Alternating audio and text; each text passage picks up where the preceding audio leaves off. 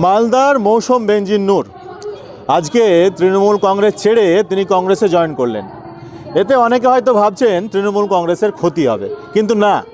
একটা কথা আপনাদের বলি, এই মৌসুম বেনজির নূর তৃণমূল কংগ্রেসে এসে দলের সেরকম কোনো লাভ করেনি। আর আজকে তিনি চলে যাচ্ছেন দল থেকে কংগ্রেসে, দলের এতে কোনো রকম ক্ষতি হবে না।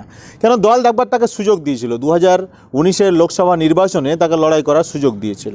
তার যদি সত্যি ট্যালেন্ট থাকতো, তার যদি ব্যক্তিগত ক্ষমতা থাকতো, তাহলে তিনি ভোটে জিতে যেত। তার ভোটে তো হার জিত লাগাই থাকবে, এটা কোনো ব্যাপার না, ভোটে হার জিত হবেই। তবে একটা জিনিস আমরা মালদার মানুষ সবাই এখন জেনে গেছি, যেটা হচ্ছে আমাদের সকলের প্রিয় এবিএ গনি খান চৌধুরী মহাশয় বরকতদা।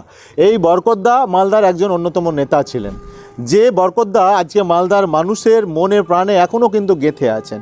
আর সেই বরকতদার মতো নেতা আর দ্বিতীয়বার তৈরি হয়নি বরকত ফ্যামিলিতে, সেটা আমরা সবাই জানি।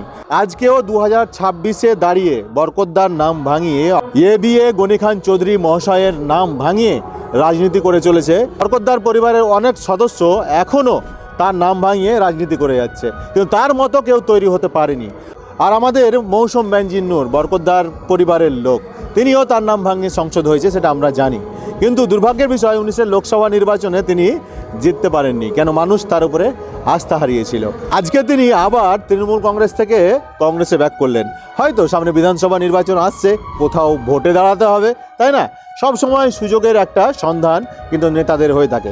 শুধু মৌসুম বেনজির নূর বলে নয়, অনেক নেতারাই আছে যারা এরকম, যখন সুযোগ বুঝে নিজের সুবিধাটা করতে দলকে ছোবল মারে। ঠিক একই রকম অবস্থা আজকে মৌসুম বেনজির নূর আগামী বিধানসভা নির্বাচনে ঠিক কোথাও না কোথাও ভোটে দাঁড়াবে, দেখবেন কংগ্রেস থেকে, যার কারণে আজকে তিনি তৃণমূল কংগ্রেসটা ছেড়ে দিলেন। তিনি স্পষ্ট বুঝে গেছেন তাকে তৃণমূল কংগ্রেস টিকিট দেবে না এইবার বিধানসভা নির্বাচনে, যার কারণে আগে ভাগেই সাইড কংগ্রেস থেকে টিকিট নেওয়ার জন্য।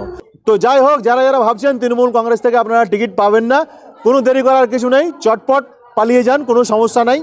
বাংলার মানুষ, মালদার মানুষ, আমরা খেটে খাওয়া মানুষ, তৃণমূল কংগ্রেসের বুথ স্তরীয় কর্মী থেকে খেটে খাওয়া, মাঠে লড়াই করা সকল কর্মী ভাইরা মমতা বন্দ্যোপাধ্যায়ের সঙ্গে আছে।